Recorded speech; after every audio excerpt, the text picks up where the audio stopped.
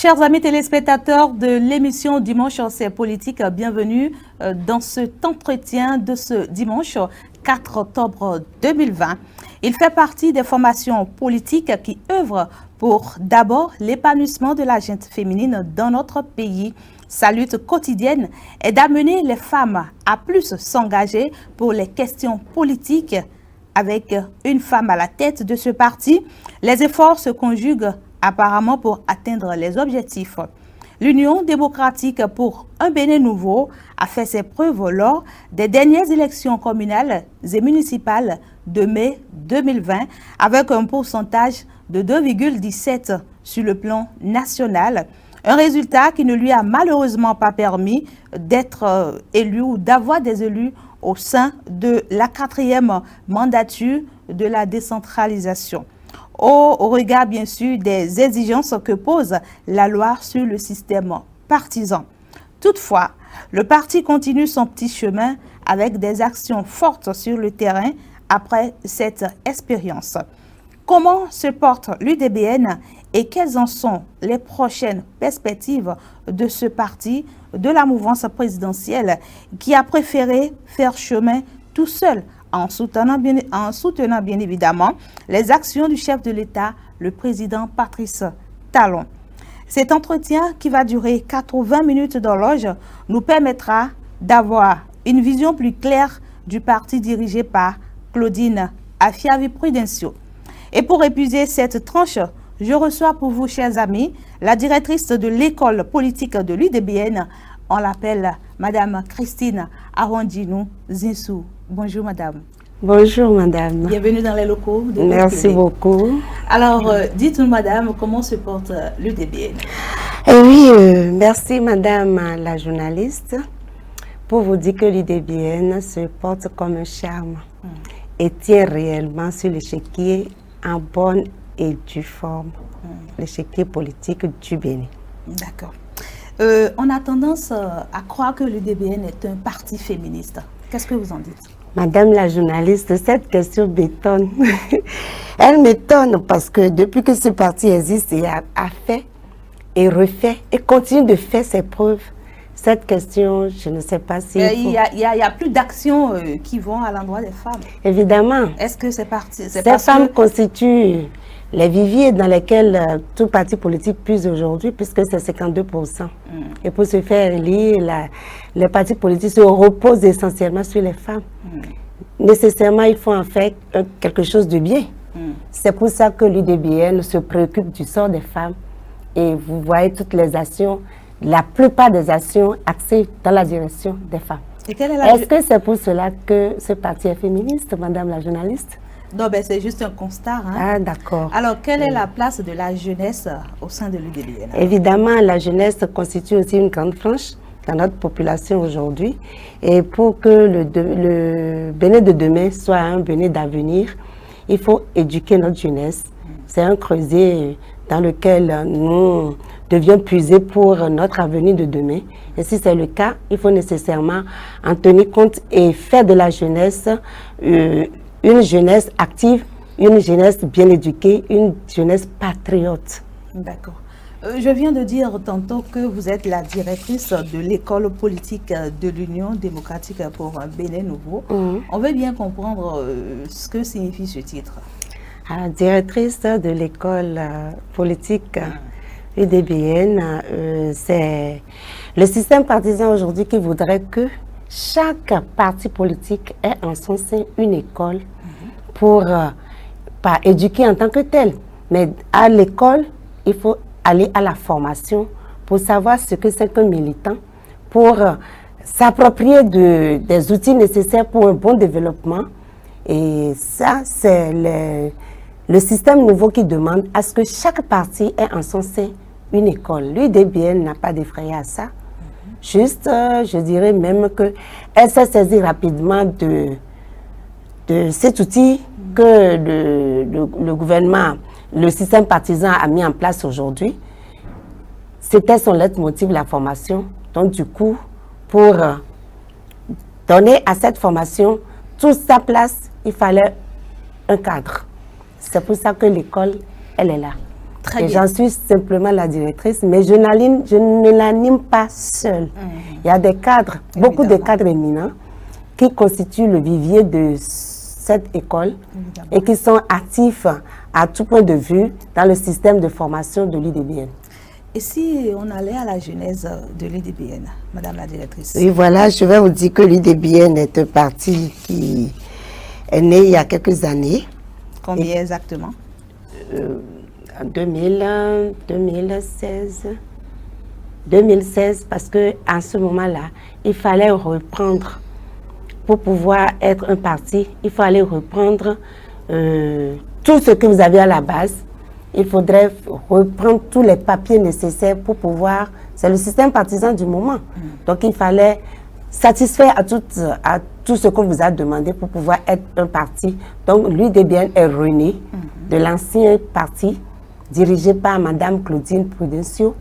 Et de là, aujourd'hui, nous sommes un parti qui a à sa tête une femme, une brave, et qui continue son chemin.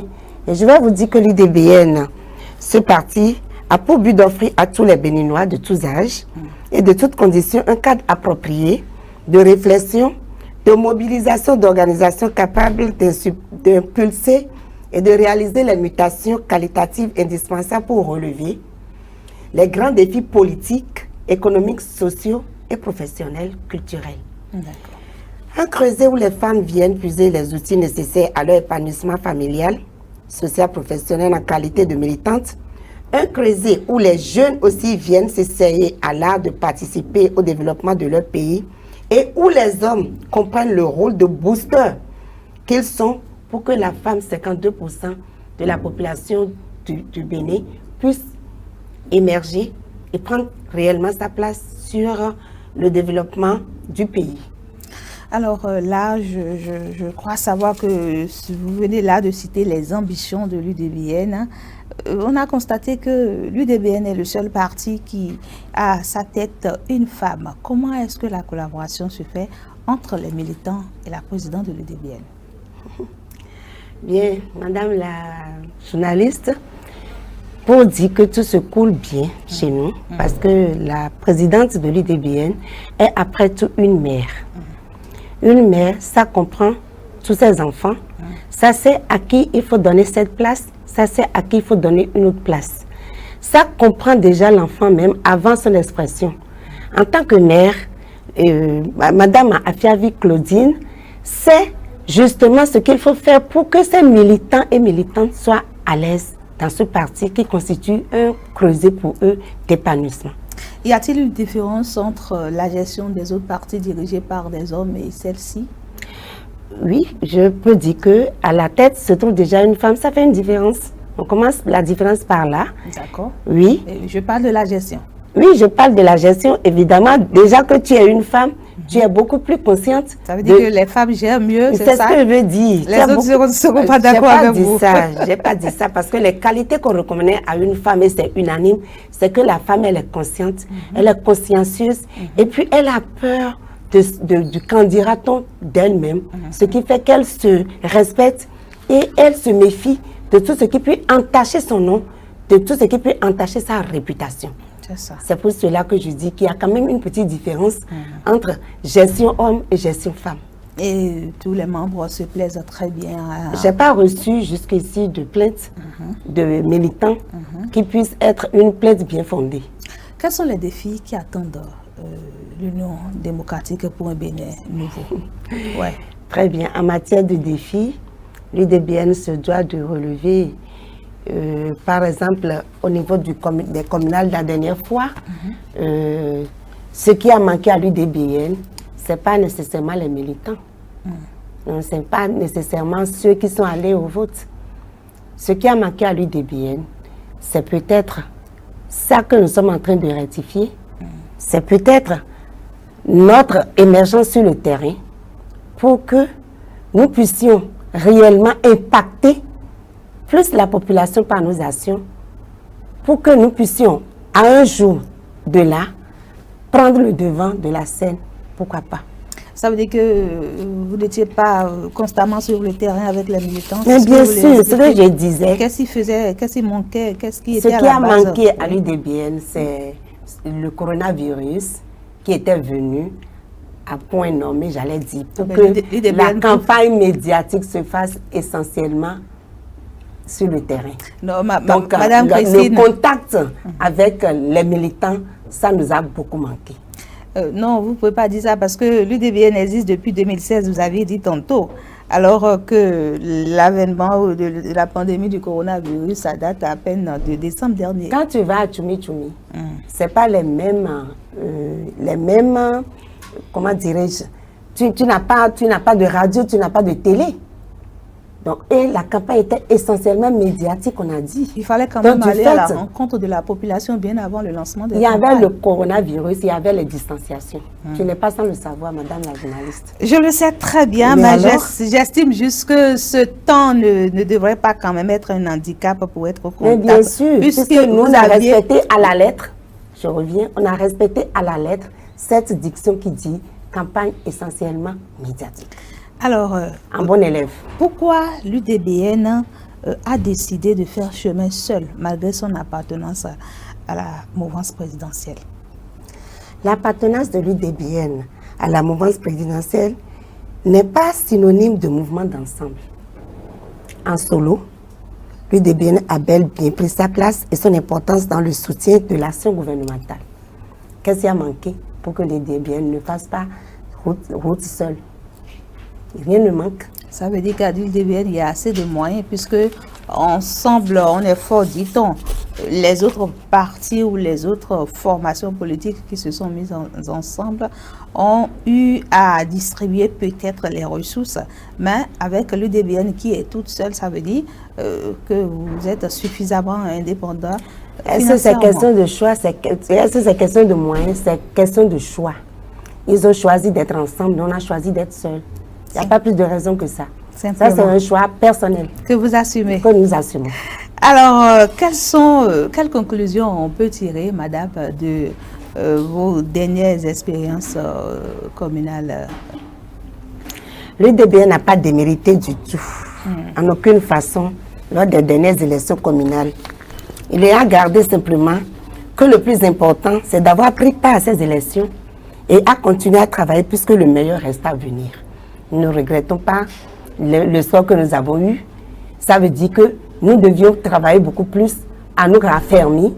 Ça nous a plutôt ragaillardi pour dire nous avons pu et nous ne sommes pas du tout découragés par le score que nous avons eu, vu les circonstances du moment que j'ai rappelé tout à l'heure. Est-ce que les militants sont toujours prêts à soutenir l'UDBN pour les prochaines actions? Mais bien sûr, avec tous les encouragements qu'on a eus, il faut savoir que les militants sont toujours prêts à aimer leur parti et aller en avant avec eux. Est-ce que après ces dernières expériences, vous êtes descendu vers les militants pour leur peut-être prendre le moral après l'échec? Bien sûr. C'est les premières choses qu'il faut faire. Comment cela a été fait? Cela a été fait parce qu'on a déplacé des équipes pour aller à la rencontre des coordinations. Et on a fait le déblayage. Et la toute dernière fois, on a fait l'université d'été où sont venus tous les militants des coins divers pour venir faire le déblayage, pour venir faire le constat de ce que nous avons vécu pour les communales et pour en tirer les leçons nécessaires. Vous y étiez, je sais. L'UDBN est-il vraiment un parti d'envergure nationale? Aux quatre coins du Bénin existent des militants de l'UDBN. Et pour preuve, si ce n'est pas le cas, on ne pourra pas aller aux élections. Et pourquoi vous n'avez pas pu regrouper les 10% exigés par le système partisan? Je viens de vous le dire, que le plus gros handicap, c'était la campagne médiatique. Je viens de vous le dire, le plus gros handicap pour nous, c'était la campagne médiatique que nous avons respectée à la lettre. Je le dis, elle a dit que les autres n'avaient pas respecté cela. Je nuance que nous avons respecté à la lettre les prescriptions gouvernementales qui voudraient que cette campagne soit essentiellement médiatique, que les prescriptions du Sénat pour que ça soit essentiellement médiatique. Nous avons respecté parce que nous sommes des femmes. Vous estimez que les autres n'ont pas respecté ça? Je n'ai pas dit ça qu'ils n'ont pas respecté, mais j'ai dit nous et j'assume que nous avons respecté. Alors, comment expliquez-vous toutes ces démissions au sein du parti l'UDBN? Est-ce qu'il y a eu des démissions? On enregistre des démissions à chaque fois. Si je suis quelque part que je ne me sens pas à l'aise, je peux prendre mes lâches et aller ailleurs. Ça ne veut pas dire que le parti s'en ressent mal, non. Mais vous venez quand même de donner une image de l'UDBN. C'est à croire que tout va pour le mieux là-bas. Mais dans le meilleur des mondes, est-ce qu'il n'y a pas toujours quelques exceptions à une règle donnée? Il n'y a pas de règle sans exception. Il y a toujours une petite exception quelque part pour établir une règle donnée. Alors, c'est ces exceptions-là, de ça que vous parlez. Et ce qui est normal et logique, c'est que dans un gros ensemble, il peut y avoir... Et puis, ce n'est pas le seul parti qui enregistre des démissions.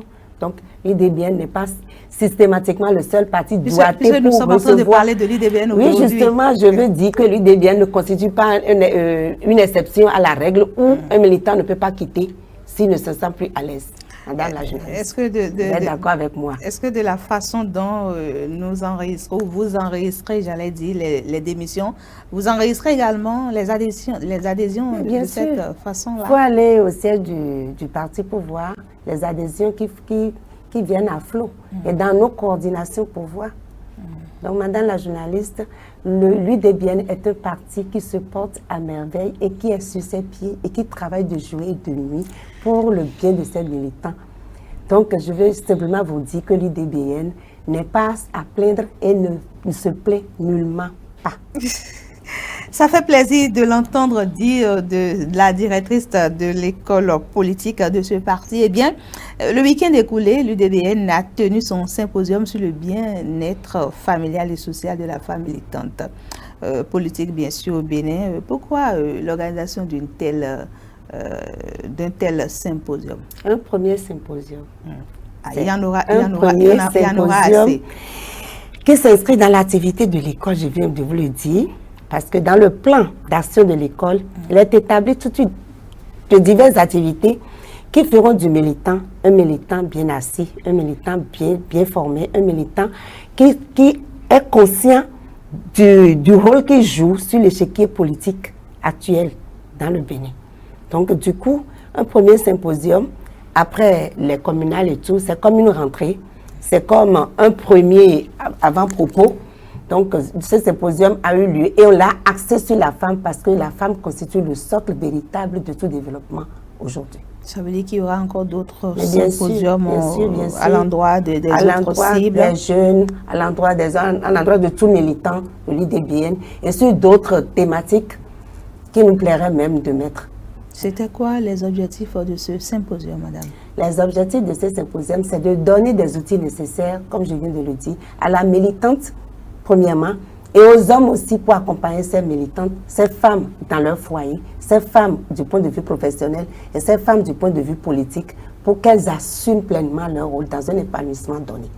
Donc, la femme, comme je le dis, est au centre de notre développement maintenant, 52%, c'est très important. Mais si ces femmes-là ne sont pas bien épanouies du point de vue familial, elles ne peuvent rien donner du point de vue social. Parce que toute femme qui n'a pas tout ce qu'il lui faut à la maison et n'est pas épanouie à tout point de vue dans la famille, ne peut rien donner au dehors. Même si cette femme s'en va au dehors, il lui manquera toujours quelque chose.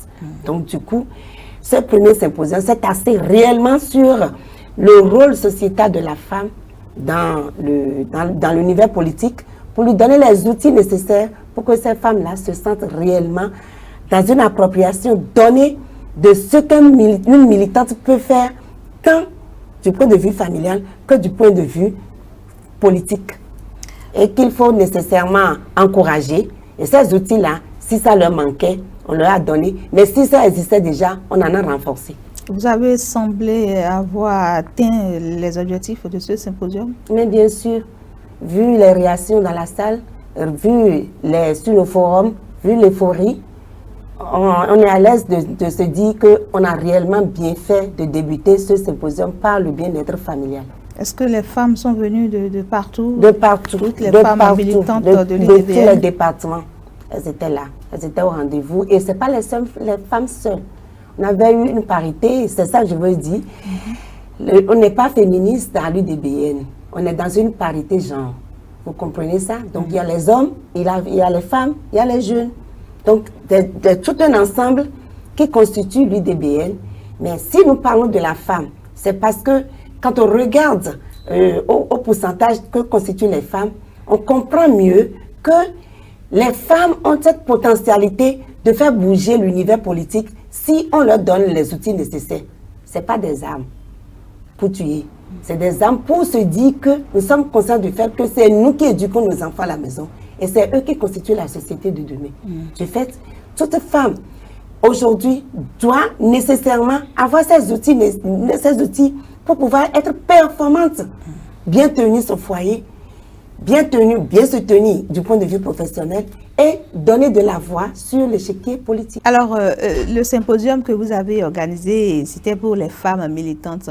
Mais au regard de ce qu'on constate, c'est que les femmes ne sont vraiment pas autorisées par leur mari pour militer ou pour exceller en politique. Est-ce que vous avez pensé à atteindre les hommes de ces femmes qui sont vos militantes? Oui, mais bon, on a organisé ce symposium juste pour que nous menions des réflexions scientifiques sur les thématiques qui vont faire de nous des militants et des militantes avérés. Donc, du coup, l'école du parti donne au cadre du parti la possibilité de se penser sur ce genre de sujet et de donner plus de visibilité aux militants dans l'implication dans l'arène politique au Bénin. Donc, on a axé ce symposium sur la vie familiale de la militante, juste pour faire pointer du doigt aux hommes où qu'ils se trouvent dans leur foyer, qu'une femme qui est militante n'est pas nécessairement une femme qui s'en va faire autre chose que ce qu'elle a dit qu'elle allait faire. Quoi donc? Aller prendre sa place sur les problématiques en politique aujourd'hui. Donc, un homme doit avoir confiance en sa femme à la maison. Mais pour ce faire, il faut que la femme se fasse respecter en donnant à l'homme toute la confiance requise par rapport à l'éducation de ses enfants, par rapport au bon soin de l'homme. Donc, ce symposium est venu à propos pour replonger la femme dans son devoir familial et pour donner aux hommes aussi la possibilité de comprendre pourquoi une femme doit aller en politique.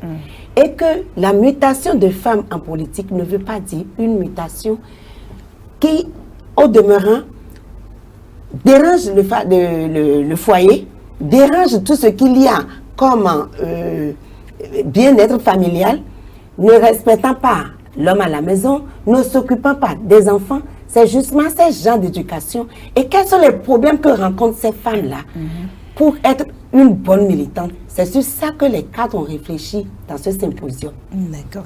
Et c'est comme si ce symposium a encore plus dévoilé votre engagement aux causes politiques. Vous avez été distingué au cours de cette semaine comme meilleur parti pour la promotion de la femme. Justement, l'UDBN est le parti qui a positionné plus de femmes sur ces listes pour les communales passées. Et pas sur une liste en arrière-plan. C'est des femmes qui sont têtes de liste sur nos listes. Vous pouvez comprendre toute l'importance que donne l'UDBN à la femme pour lui donner toutes ses chances de s'éclore. C'est pour cela que je vous demandais au début si l'UDBN était un parti féministe. Non, féministe veut dire radical. Non, il faut nuancer. Féministe, ça veut dire que vous êtes radicalement opposé aux hommes et tout. Non, c'est pas ça. C'est le bien-être, c'est la parité, c'est la famille. Nous prenons tout ce qui peut donner du bon en politique pour que la femme puisse se sentir à l'aise du point de vue familial et du point de vue social, apporter son expérience et acquise aussi beaucoup d'outils pour pouvoir être celle sur laquelle on peut compter pour le Bénin de demain par rapport à l'éducation qu'elle donne à ses enfants de bas âge. Si elle n'a pas ces outils, elle ne pourra pas le faire. Et aller en politique ne veut pas dire sortir de la maison pour aller faire autre chose que ce que vous avez dit, que vous allez faire à la maison. Ça, il va du respect de vous-même et du respect du parti dans lequel vous mouvez. Alors, Madame la directrice, nous tendons vers une période très importante pour notre pays. En 2021, nous allons aux élections présidentielles. Comment l'UDBN se prépare donc pour affronter cette élection? L'UDBN a clairement énoncé son soutien à son Excellence, notre président Guillaume Athanas Talon, dans le choix qu'il fera pour les élections présidentielles prochaines, 2021. L'UDBN a dit à son université d'été qu'elle soutient toutes les actions gouvernementales et le président Talon en particulier pour le choix qu'il fera pour 2021. Du coup, étant de la mouvance, nous sommes toutes collées au président pour le choix qu'il fera pour 2021. C'est ça. Donc l'UDBN est un parti réellement de la mouvance présidentielle. Et jusque-là, vous êtes patient et vous attendez ce qui va se décider. Mais bien sûr, dès que le président se prononce, nous sommes à ses côtés pour le choix qu'il fera. Alors, quelles sont vos relations avec les autres partis, les autres formations politiques qui sont au Bénin? L'UDBN a de très bons rapports avec les autres partis. On va prendre d'abord vos relations avec les membres de la mouvance. Oui. L'UDBN, avec les autres partis mouvance ou opposition, l'UDBN a de bons rapports avec les partis régulièrement constitués au Bénin. Et ça en veut pour preuve la grande représentativité au niveau du bloc républicain à notre symposium de la semaine dernière. Le bloc républicain était à nos côtés pour notre symposium. Donc du coup, vous pouvez comprendre que nos relations pour les partis régulièrement constitués au Bénin sont de très bonnes relations et que nous n'avons pas de difficultés avec nos échanges sur le terrain. Et avec l'opposition, quelles sont vos relations? Je viens de dire régulièrement constitués. Nous avons de bons rapports avec les partis régulièrement constitués au Bénin. Oui, vous avez parlé tantôt du bloc républicain qui était à vos côtés. On n'a vu aucun membre de l'opposition à vos côtés, à votre symposium. Est-ce que l'opposition est régulièrement constituée aujourd'hui? Vous pensez qu'aucun parti de l'opposition ou que l'opposition n'est pas reconnu? Oui, il y a la FCBE fait partie de l'opposition pour le moment. Est-ce que nous avons de bons rapports avec la FCBE? Ça en veut pour preuve quand on était au dialogue, on était les partis qui, après nous, ce parti était sur comment il faut positionner la discrimination positive qui a été retenue. Nous avons proposé 40% et c'est la présidente de l'UDBN qui l'a proposé et c'est la FCBE qui était avec nous et qui avait soutenu les 40%, mais on nous a donné 24%. Nous attendons que ça progresse dans les jours à venir, dans les mois à venir, dans les années à venir, pour que nous atteignions ce que l'UDBN a demandé, 40% de représentativité des femmes à tous les niveaux de représentation dans notre pays. Donc c'est pour vous dire que l'UDBN a de bons rapports et avec l'opposition et avec la mouvance qui soutiennent d'ailleurs la mouvance qui soutient le parti au pouvoir. L'UDBN est un parti de la mouvance et continue de l'affirmer sur toutes les coutures, même si elle est en solo. Et quel est votre regard sur la situation des démocrates et également de la résilience? Les démocrates ont le désir de participer aux challenges et autres actions dans le pays en matière de politique. C'est à leur actif.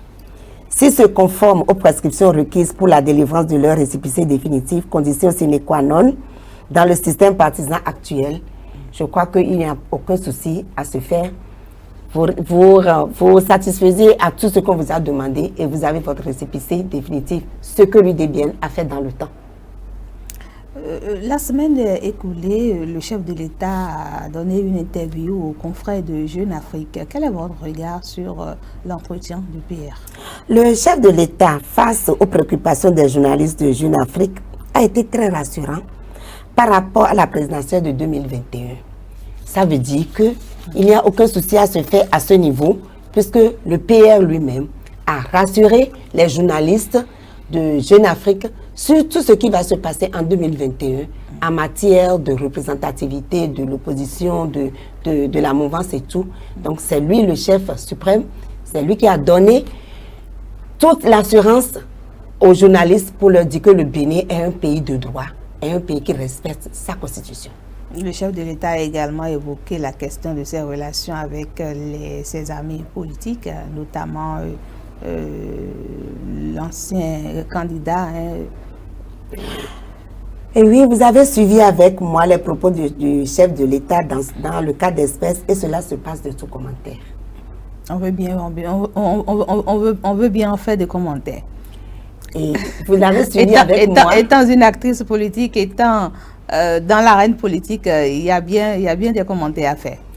Je vous réponds et je vous dis que le chef de l'État est le seul qui a pu parler de ses relations avec ses amis. Je ne suis pas ses amis. Le chef de l'État a cité des noms des amis avec qui il est toujours ami. Il a cité par exemple le nom de l'ancien ministre candidat Zanaï et surtout de la résilience. Est-ce que vous pensez qu'il pourrait jouir vraiment de cette amitié avec le PR? Oui, puisque le PR lui-même l'a affirmé. Il a dit qu'il n'a aucun souci avec ses anciens amis. Donc cela s'en va sans dire que le chef de l'État maintient ses bons rapports avec tous ses amis du passé et que cette amitié peut revivre tel qu'il a dit. Et c'est pour ça qu'il a dit que ça passe de tout commentaire. Voilà. Et de l'autre côté, Maître Adrien Hongwedi, qui est également cité comme ami du PR avec toute la situation qu'il traverse, pensez-vous que cette amitié elle est vraiment sincère? De l'amitié et de la politique, il y a une marge. L'amitié, je suis amie avec toi. En politique, on ne jouit pas de l'amitié. Je suis amie avec toi. Cela ne veut pas dire que j'ai les mêmes points de vue à tout propos avec toi. Cela ne fait pas de toi un opposant à moi. Donc, sur tous les sujets d'actualité, on peut ne pas avoir les mêmes points. Donc, cela ne veut pas dire qu'on est des opposants, non. Donc, cela ne gâtera pas notre amitié, au contraire. Parce qu'on s'enrichit en se complétant. Parce que les synonymes, parce que si on a les mêmes points de vue, c'est des synonymes. Là, il n'y a aucune différence. C'est quand on se diffère qu'on se complète. C'est ça la complémentarité. Est-ce à dire qu'on ne jouit pas d'une amitié lorsqu'on est en politique? J'ai bien dit que la politique n'est pas un creuset par lequel les amitiés se cassent. Si nous n'avons pas les mêmes points de vue, cela ne fait pas de nous des ennemis. On peut discuter sur des sujets donnés et je peux en apprendre de toi comme tu peux en apprendre de moi. C'est quand il s'agit de sujets, mais lorsqu'il s'agit de jouir de l'opportunité de l'amitié. Je prends par exemple le cas du PRD qui n'a pas pu se présenter aux élections communales ni aux élections législatives, les deux élections organisées sous le régime de la rupture. Le PRD n'y était pas et pourtant le président affirme qu'il est ami au président. Et le PRD n'est pas le seul parti qui n'a pas pu faire les législatives ni les communales, n'est-ce pas? Nous aussi, on n'a pas pu avoir les 10%. Mais ça ne fait pas de nous que nous sommes en opposition par rapport au PR, non. Donc, c'est ça que j'explique pour dire, de l'amitié à la chose politique, il y a une marge. On est amis sur des sujets donnés, on peut ne pas s'entendre sur d'autres sujets, mais ça ne fait pas de nous des ennemis. On n'était pas habitué à cette forme de politique. Mais il faut l'apprendre aujourd'hui. On nous l'impose, vous nous l'imposez ou on l'apprend. C'est ça que nous vivons aujourd'hui, donc il faut l'apprendre. Donc tout peut arriver. Quelle est votre position sur la question du parrainage, Madame Christine? Oui, le parrainage, c'est la loi qui l'a dit. Et la loi a été votée par le législateur qui pense que le parrainage, au moment où nous sommes, est une bonne chose pour nous au Bénin. La nuance que la Sénat lui a donnée la dernière fois, c'est qu'on peut parrainer. Avant, les gens comprenaient que si vous n'avez pas des élus, si vous n'avez pas des élus locaux, je dis le communal, et si vous n'avez pas les élus du point de vue de l'Assemblée, vous n'êtes pas éligible pour dire que le 2021 sera un challenge pour vous en matière de présidentielle. Mais avec l'éclairage de la Sénat, on comprend aujourd'hui que tout individu qui remplit les conditions pour être président, pour se faire élire président, peut se faire parrainer, mais dans l'anonymat. Quitte à ce que la Sénat puisse juger de ce que c'est régulier ou c'est pas régulier. Je m'en voudrais de ne pas dire aux futurs ceux qui vont se hasarder pour dire je vais être président de la République, je dépose ma candidature pour président de la République, de se méfier des doublons qui vont les faire peut-être éliminer lorsqu'on va faire le dépouillement des parrains anonymes. Comment est-ce qu'ils vont le faire? Comment est-ce qu'ils peuvent le savoir? Ah, ça là, Puisque c'est si ça tu se fait dans le demandes, secret. oui, justement, c'est de ça qu'il s'agit.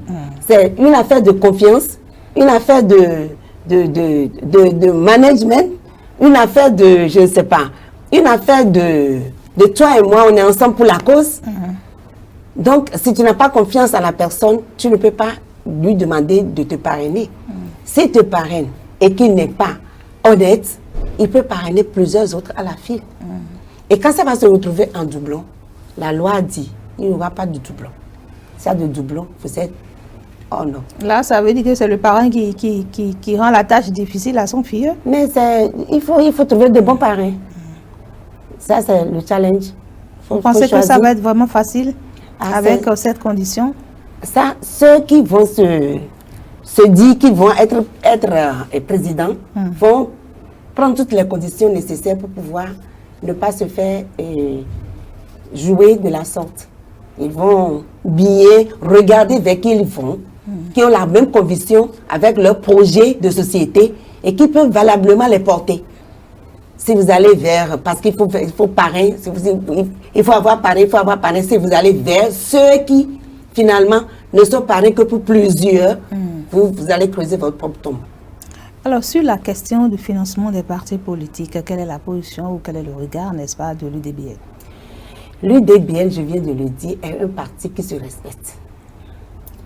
La loi a dit, avant d'avoir accès au financement public, il faut avoir des élus, soit à l'Assemblée, soit communale. Si vous n'en avez pas, vous ne bénéficiez pas du financement public pour le système partisan. Du coup, l'UDBN n'ayant pas assemblé les 10%, s'est déjà vu écarté de jouir de ce partage qui, à propos, aurait pu revigorer nos militants qui se sont donné beaucoup de peine. Mais nous prenons notre mal en patience, nous prenons courage et nous ne sommes pas découragés du tout parce que quand on échoue à un examen, c'est pour mieux se préparer pour les examens prochains. Voilà. Nous savons tous que c'est la loi et qu'il faut respecter la loi et nul n'est au-dessus de la loi. Et c'est à croire que l'UDBN est un bon disciple. Mais nous sommes femmes et les femmes se respectent. Il n'y a pas que les femmes parmi l'UDBN, il y a assez d'hommes. La tête de l'UDBN est femme et inculque les bons réflexes à tous ceux qui sont militants dans le parti. Alors, Madame Christine Awandjinou, nous allons à présent apprécier les actions opérées sous le régime de la rupture. Quelle est votre appréciation de ces actions que nous voyons sur le terrain depuis l'avènement, depuis 4 ans, j'allais dire? Madame la journaliste, merci pour un petit bilan que nous allons faire sur les actions du régime de la rupture. On peut aller étape par étape, secteur par secteur. Par exemple, on prend le secteur de l'éducation, puisqu'on vient de commencer la rentrée en Voilà, les réformes. Il y a même une plateforme sur laquelle les établissements vont nourrir les notes des élèves. Et cette plateforme se charge de faire le calcul des moyennes. Ça, c'est une réforme qui veut éliminer toute tricherie. Les élèves qui ne passant pas d'un établissement errent pour aller dans un autre établissement, qui sont pris alors que l'établissement de base dit il faut doubler. Ces élèves s'arrangent pour avoir des bulletins pour se présenter dans un autre établissement et ces établissements les prennent et les passent en classe supérieure, alors que ces apprenants n'ont pas les bagages requis pour... Pas le niveau qu'il faut. Ils n'ont pas le niveau qu'il faut pour être là. Cette plateforme est à saluer, c'est salutaire. Ça vous renseigne sur le niveau de votre enfant. Ça vous renseigne sur comment est-ce que la gestion se fait au niveau des établissements pour le bien-être des apprenants, des élèves. Et la qualité de l'enseignement qui va se dégager de là, c'est que les élèves vont recevoir réellement de bons enseignements et ils seront à même de réfléchir sur des choses qui faisaient de nous le quartier latin de l'Afrique. Au jour d'aujourd'hui, on a vu qu'il y a baisse draconienne sur ce que les enfants apprennent, sur l'enseignant d'abord et sur l'élève par ricochet. Donc, si on revient sur le système que le ministère de l'Éducation a mis en place, c'est un gros salut que nous faisons à l'UDBN. Effectivement, malgré la pandémie de la COVID-19, l'année scolaire qui a été sauvée, la rentrée 2020-2021 qui a été lancée, et tout ça, fait partie des réformes. Tout ça fait partie des réformes bien réfléchies. Le gouvernement, par le ministère de l'Enseignement, a bien serré la reprise des classes et ça s'est bien passé. C'est à saluer. C'est des actions à saluer. Et nous sommes passés dans Covid-19. Je dis nous sommes passés parce que moi je vois déjà la fin de Covid-19 pour que nous ne continuons toujours pas de mettre la bavette comme les bébés. Donc, du coup, je salue ces réformes-là et ces actions que le gouvernement a mis en place pour être hors norme du Covid-19 qui dans d'autres pays a fait beaucoup plus de victimes que chez nous. C'est à saluer. Alors, vous êtes femme et vous êtes dans un parti qui milite assez pour la femme. On va porter un petit regard sur les actions faites sur le plan social et sur le plan de la microfinance. Justement, en matière de microfinance, la dernière fois au symposium, il était question de l'autonomisation de la femme. Le ministère des Affaires sociales a beaucoup fait dans ce sens depuis lors et le gouvernement de la rupture a continué à renforcer ce système, à faire bénéficier des femmes des microcrédits à moindre coût, sinon à taux presque zéro. Mais nous avons fait un plaidoyer par rapport à ces microcrédits parce que quand les femmes vont de microcrédit en microcrédit, c'est parce que dans les microcrédits privés, le taux pratiqué est presque de 24%. Vu tout ce qu'on met dedans, quand ces femmes, au départ, payent 1, 2, 3 fois, parce que c'est dans ça qu'il faut tenir la maison. Quand ça paye 2 ou 3 fois, ça s'amenuise et ça couvre d'autres microcrédits pour pouvoir rembourser, continuer de rembourser. Et quand ça en prend tellement que ça s'asphyxie, et quand ça s'asphyxie, c'est pour détaler de la maison, quitter le foyer, aller se cacher pour que les agents de microcrédit qui débarquent à tout moment. Les femmes vivent ça vraiment. Les femmes vivent, elles vivent ça. Donc, pour que les agents de microcrédit ne viennent pas leur faire honte dans leur milieu familial, elles se cachent de tout le monde. Cette situation, ça a été évoqué au symposium pour montrer combien de fois l'autonomisation de la femme est encore très difficile en ce moment-ci au Bénin.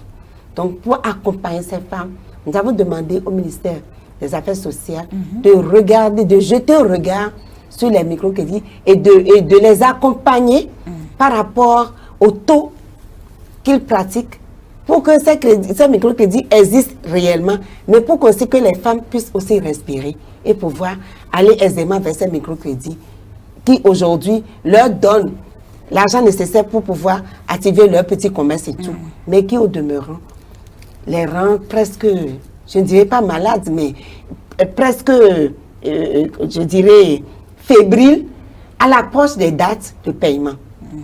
Pour que tout aille bien, nous nous sommes penchés sur le bien-être de nos militantes et nous avons fait ce constat. Et ce constat aussi, beaucoup de militantes et beaucoup d'exemples ont été donnés. Et nous nous sommes penchés là-dessus pour pouvoir trouver une approche de solution avec le ministère des Affaires sociales, vers qui nous avons lancé un plaidoyer. D'accord. Vous êtes également une femme et mère de famille. Ce gouvernement a également créer des emplois pour assez de jeunes. Votre appréciation? Justement, c'est toutes mes félicitations pour le gouvernement de la rupture, pour l'ouverture que le gouvernement a fait pour mettre les jeunes dans des emplois donnés. La délinquance est touchée en moins. Donc, c'est le lieu, le moment de féliciter les actions qui se mènent. Tout n'est pas encore parfait.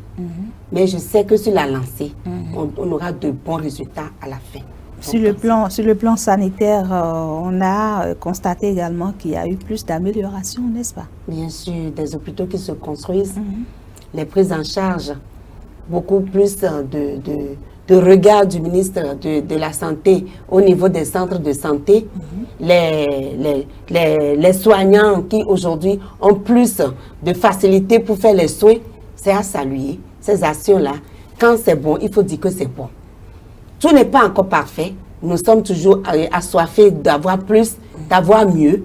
Et nous continuons toujours de dire au gouvernement, faites mieux, faites-nous, faites-en. Et tout en leur disant, merci pour ce que vous avez déjà fait. Madame la directrice, quel est votre regard sur la gestion de la crise de la pandémie de la COVID-19 au Bénin? Mon regard est positif. Ça veut pour preuve, vous et moi, la distanciation entre nous. Mais cela a fait que vous n'avez pas pu obtenir les 10% puisque vous venez de le relever. C'est de ça qu'il s'agit. Nous, on respecte parce que nous savons qu'il en va de nos vies. On ne nous a pas dit, faites ça médiatiquement pour nous faire mal. Non, c'est pour préserver nos vies.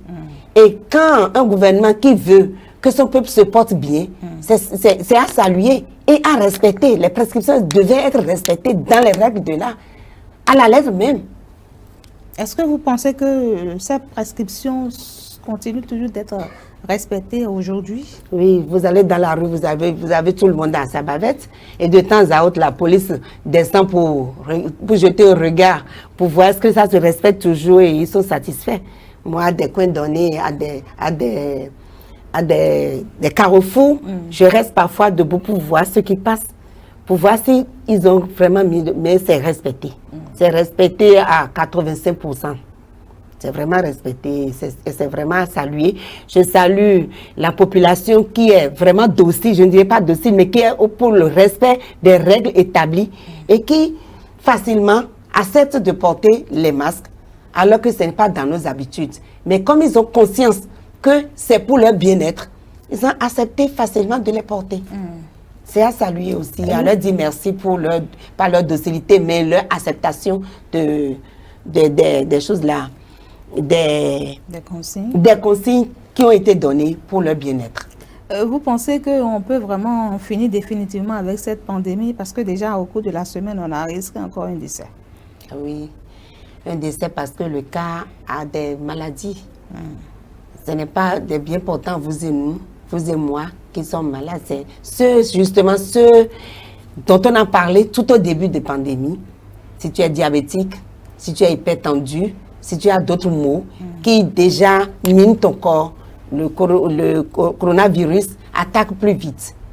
Sinon, quand on regarde le pourcentage des morts à l'alentour, le Bénin peut s'estimer heureux.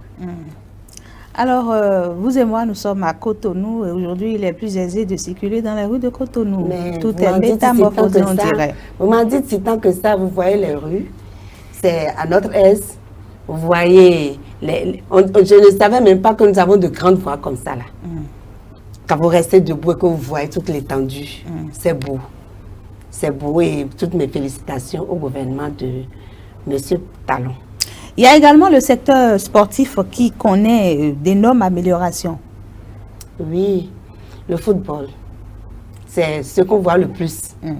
On va saluer le ministère de la Jeunesse pour toutes les actions menées à la tête de ce ministère pour booster la jeunesse au niveau de comment ils appellent ça, le cuir d'or, bien comment ils appellent ça, le ballon là. Le ballon d'or. Ça a un nom.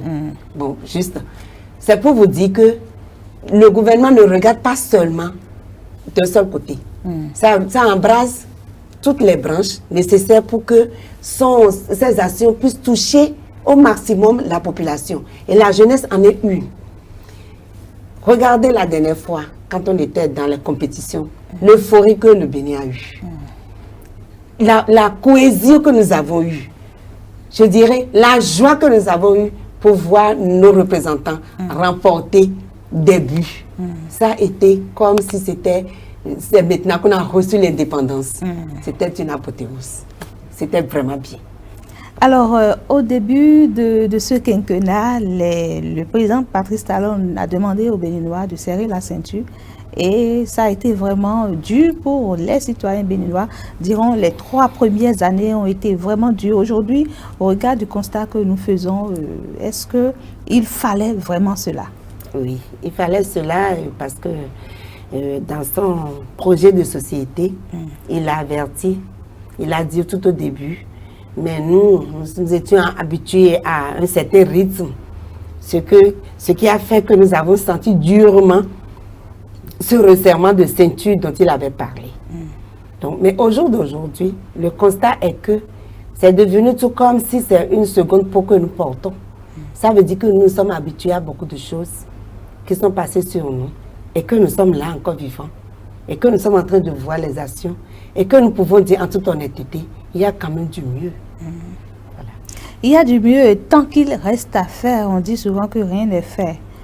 Qu'est-ce que vous avez, au nom de l'UDBN, à dire à ce gouvernement qui n'est pas encore à la fin totalement de son mandat? Il lui reste encore quelques mois. Tout à fait, tout à fait. Tant qu'il y a à faire, il reste à faire. Tant qu'il y a vie, il y a espoir. Et nous portons toujours l'espoir que le gouvernement de la rupture continuera dans ses actions de booster le Bénin sur tous les plans financiers, administratifs, politiques, à l'extérieur comme à l'intérieur. Et que d'ici à là, le Béninois puisse encore et encore plus lever la tête à l'extérieur. C'est notre leitmotiv, c'est notre souhait que le gouvernement de M. Athanas Guillaume Talon continue de faire bouger le Bénin dans le sens de levier. Donc c'est on va finir, mais en attendant, on va demander à Madame la directrice, quelles sont les perspectives pour l'UDBN pour les prochaines années? Les perspectives. L'UDBN est sereine pour les jours à venir, car tout un programme d'animation de la vie du parti est conçu et se déroule étape par étape dans les jours et les mois à venir. Donc, les perspectives, c'est que nous puissions prendre nos militants à la base, les amener à un niveau de militantisme où nous savons que le militant, ce n'est pas celui qui tend les mains. Le militant, ce n'est pas celui qui attend les 500 pour aller faire le vote. Le militant, ce n'est pas celui qui doit errer dans tous les partis du monde pour se dire qu'il est militant. Le militant doit être... Ce militant doit avoir vis-à-vis de son parti des engagements et que le parti doit avoir des engagements vis-à-vis de son militant.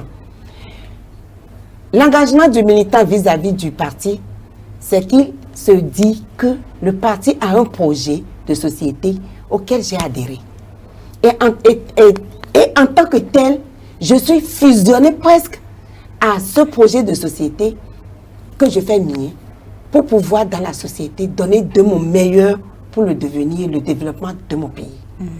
Le militant de demain, de l'UDBN, tel que je le dis, ce n'est pas celui qui, pour un oui ou non, quitte son parti, démissionne pour aller.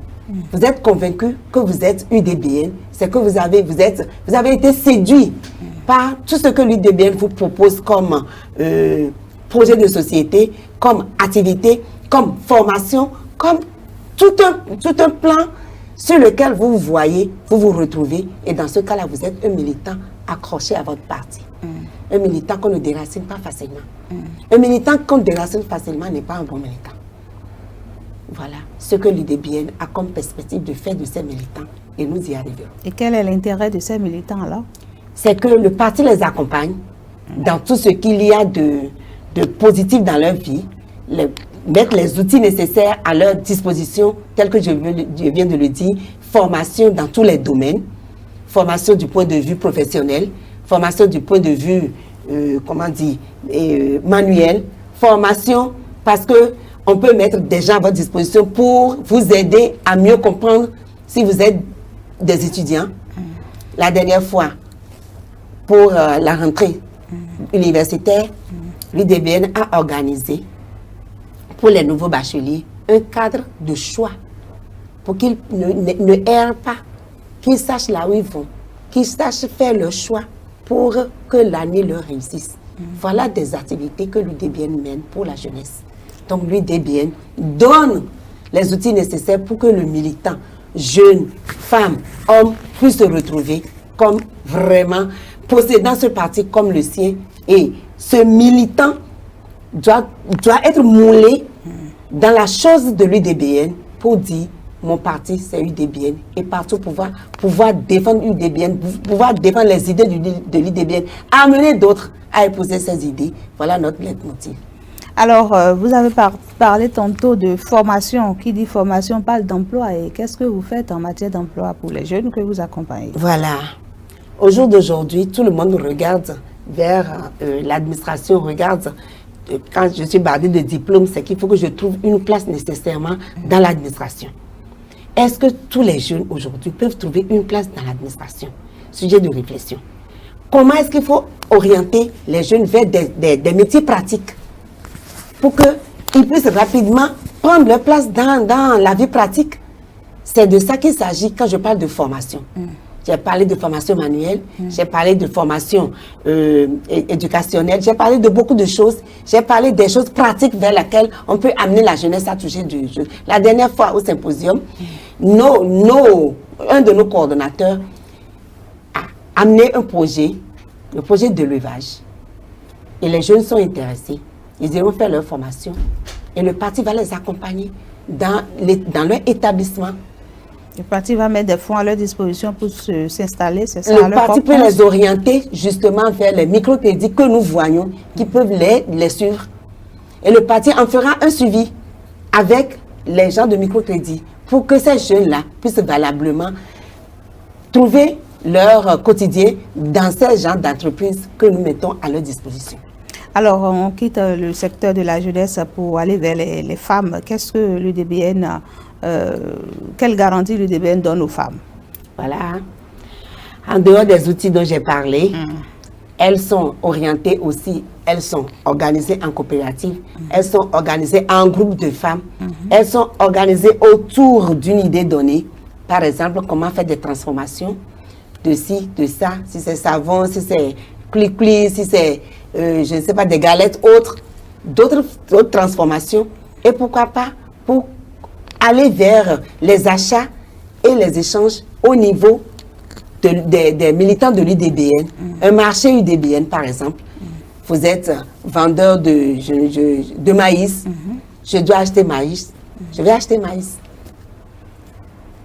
Pour que ton activité puisse marcher, moi j'ai besoin de maïs. J'achète maïs chez toi. C'est déjà... un pas.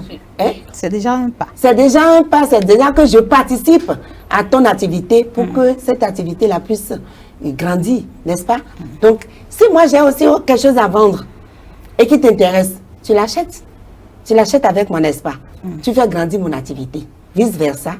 C'est comme ça que dans la sous-région, dans le pays entier, si nous pouvons, entre nous, faire des échanges, acheter à celui-ci ce que celle-ci vend, acheter à celle-là ce qu'elle vend, acheter à celle-ci, même en matière de choses là, de services, je sais faire quelque chose, je peux le faire monnayer, n'est-ce pas?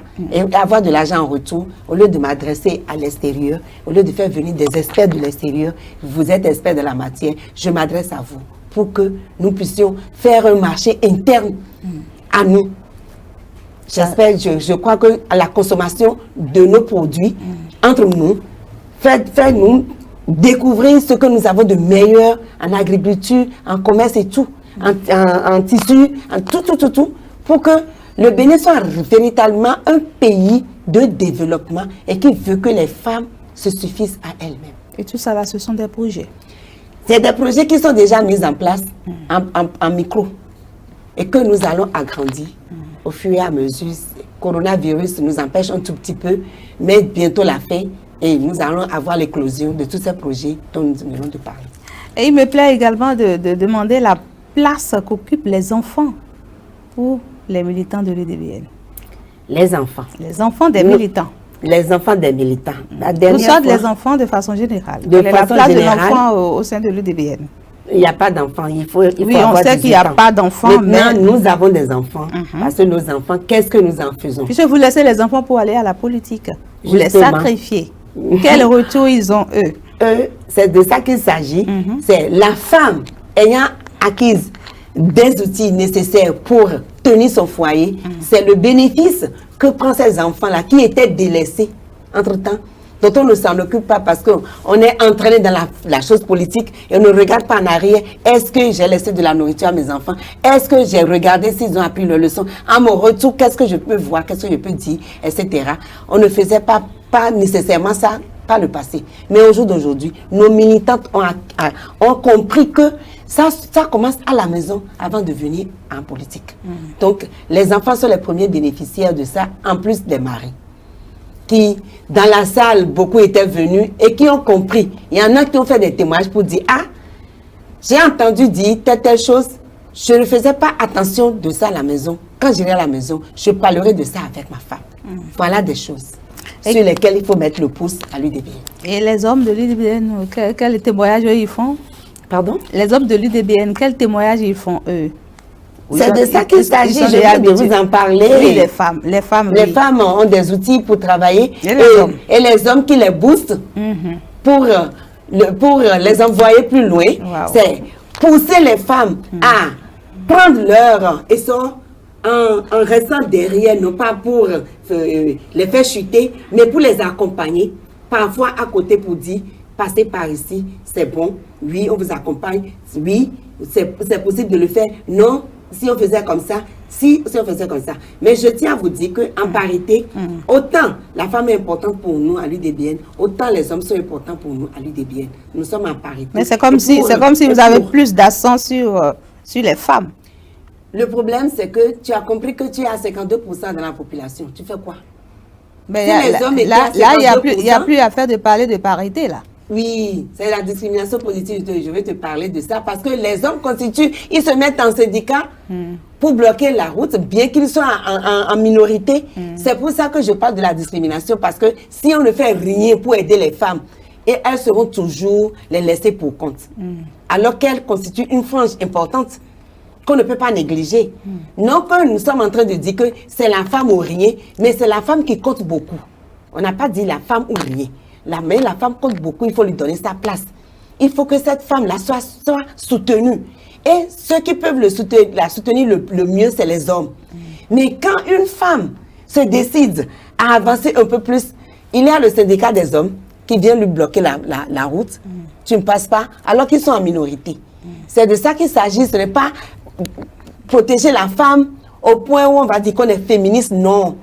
On donne la valeur à la femme, mais cette valeur ne peut pas se faire si les hommes ne sont pas à côté pour valoriser. Donc, nous avons besoin des hommes pour valoriser les femmes. Et les femmes ont besoin des hommes aussi pour se sentir à l'aise. Qui est le premier bénéficiaire à la maison? C'est un homme ou pas? C'est de l'homme avec l'homme que nous avons fait les enfants. Donc, le premier bénéficiaire, tout de suite avant la venue des enfants, c'est l'homme. Et il continue d'avoir une grande place. Les enfants partagent un peu avec lui, mais il est toujours là présent. Et la preuve, c'est quand il ne donne pas son autorisation, la femme se sent très malheureuse. Il y en a qui s'insurgent, mais ce n'est pas le moment de s'insurger. C'est le moment d'amener ton homme à comprendre pourquoi tu vas en politique. C'est le moment de changer tes habitudes que tu avais et qui nécessairement ne donnaient pas du positif à ce que ton homme te laisse aller. Comme nous avons dit la dernière fois, il n'y a pas plus de divorce dans les femmes qui vont en politique que les femmes qui ne sont pas en politique. Donc, ce n'est pas le lieu de divorce, ce n'est pas le lieu de dépravation que la politique. Il faut qu'on réfléchisse un peu à ça. C'était des mentalités. Moi, je dis bien que c'était des mentalités. Mais quand nous regardons au jour d'aujourd'hui et nous faisons des comparaisons, autant de femmes sont divorcées tant qu'elles ne sont pas en politique que des femmes qui peut-être sont en politique et qui sont divorcées. Je dirais même, il y en a plus dans la vie civile simple qu'en politique. Donc, va en politique, ce n'est pas pour aller divorcer nécessairement de ton homme. Que les hommes comprennent que c'est leur propre confiance qui est en jeu. Si tu as confiance en toi-même, tu vas avoir confiance en ta femme. Et si tu as confiance en ta femme, elle le sentira, elle donnera le meilleur d'elle-même, la meilleure part d'elle-même. et tu en seras le premier bénéficiaire. Tu seras très à l'aise. On a eu des hommes dans la salle qui ont fait des témoignages pour leurs femmes. On a eu des hommes qui ont dit, quand ma femme veut partir pour un meeting, je lui dis, arrivez là-bas, fais passer telle idée que tu as discuté avec moi. Prends parole. Mais et c'est de ça qu'il s'agit. Très peu sont ces hommes-là qui accompagnent ainsi les femmes. Ils deviendront nombreux à la file. Ils deviendront nombreux parce que c'est de ça qu'il s'agit. C'est sur ça que nous travaillons nécessairement. Si on prend même des franges, de poche en poche, ces franges vont déteindre sur les autres. Et à la longue, nous aurons une société où femmes et hommes se complètent. Alors, au regard de ces perspectives, quels sont vos grands défis donc, pour les prochaines années? Oui, les grands défis, comme tout parti politique, nous nous exerçons pour prendre les grandes décisions du parti. Les grandes décisions s'entend que tout parti politique qui se respecte aspire à prendre sa place dans l'échiquier politique. Déjà, donc, pour les élections présidentielles, vous n'y serez pas, vous soutenez la décision du chef de l'État. 2021 n'est pas les seules années par lesquelles nous passerons par des élections. Évidemment. N'est-ce pas? Donc, nous regardons plus loin que 2021. Merci, Madame la journaliste. Alors, Madame Christine Arwandinou Zinsou, nous tendons vers la fin de cette émission. On a bien envie de recueillir votre mot de fin. Merci, Madame. Pour mon mot de fin, je dirais que nous remercions tout le cadre adéquat que nous donne aujourd'hui le système partisan pour que les partis politiques s'expriment librement. Et nous demandons que les militants soient convaincus, comme ils le sont à l'UDBN, comme nous aspirons à l'être encore plus à l'UDBN. Notre leitmotiv, c'est d'amener nos militants à comprendre ce pourquoi ils militent, ce qu'est un bon militant. Nous aspirons à cela et j'espère que c'est la même chose que d'autres partis politiques feront pour que, au jour d'aujourd'hui ou les jours à venir, qu'un militant, comme par le passé, soit axé, soit collé à son parti pour dire « j'ai aimé le projet de mon parti, c'est pour ça que je suis à l'interne » et qu'ils apprennent aussi à cotiser dans les partis. J'espère que vous donnez également de garanties à ces militants. Mais bien sûr, pas tout ce qu'on vient de dire. Regardez toute cette floraison de formations qui sont devant nous pour les jours à venir. Mais c'est des garanties. Voilà. Alors, mesdames et messieurs, ainsi se referme cet entretien que j'ai eu avec Madame Christine Arwandinou Zinsou. Elle est la directrice de l'école politique de l'Union démocratique pour un Bénin nouveau. C'était donc votre entretien de ce dimanche 4 octobre 2020. Merci de nous avoir suivis et bonne suite de programme sur la chaîne de l'excellence ETélé.